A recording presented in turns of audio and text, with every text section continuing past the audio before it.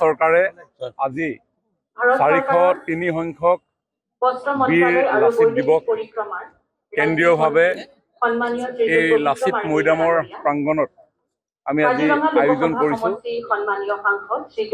এইগৰাকী বীৰৰ শৌৰ্য বীৰ্যৰ এই যশস্বী জীৱন পৰিক্ৰমাক সমগ্ৰ বিশ্বজুৰি জনোৱাৰ ক্ষেত্ৰত আমাৰ চৰকাৰখনে গ্ৰহণ কৰা বিভিন্ন কাৰ্যসূচীৰ ভিতৰত আজিৰ দিনটোত আজিৰ এই দিৱসটিত তেখেতক স্মৰণ কৰাটো আমাৰ অন্যতম উদ্দেশ্য। কাৰণ যিগৰাকী বীৰত্বৰ কাৰণে আজি অসমত বিভিন্ন জাতি জনগোষ্ঠী ভাষা ভাষী সকলোৱে এখন একত্ৰিত বৃহৎ অসম নিৰ্মাণ সমাজ গঠনেৰে আজি জীৱন যাপন কৰিবৰ কাৰণে পৰিৱেশ বাতাবৰণ নিৰ্মাণ হ'ল। এইগৰাকী বীৰলৈ আজি আমি গভীৰ শ্ৰদ্ধা নিবেদন কৰিছোঁ।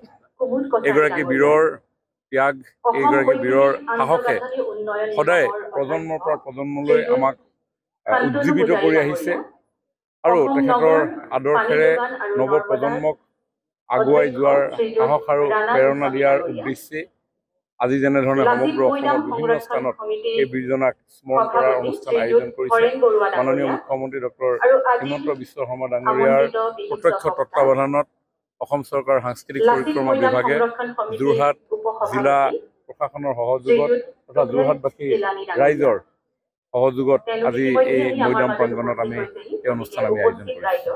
বীৰত্বৰ কাহিনী ইতিহাসৰ পাততটো আছেই, ভৱিষ্যতৰ প্ৰজন্ময়ো যাতে সদায় তেখেতৰ কথা শুৱৰি উজ্জীৱিত হৈ থাকিব পাৰে তাৰ প্ৰতি লক্ষ্য ৰাখিয়ে মাননীয় মুখ্যমন্ত্ৰী ডক্টৰ হিমন্ত বিশ্ব শৰ্মা ডাঙৰীয়াই তেখেতৰ এই মৈদামৰ স্থানতে এটা বৃহৎ আকাৰৰ প্ৰতিমূৰ্তিৰ লগতে এখন ক্ষেত্ৰ তৈয়াৰ কৰাৰ সিদ্ধান্ত গ্ৰহণ কৰিছিল আৰু সেই গোটেই কামখিনি ইতিমধ্যে সম্পূৰ্ণ হৈ উঠিছে।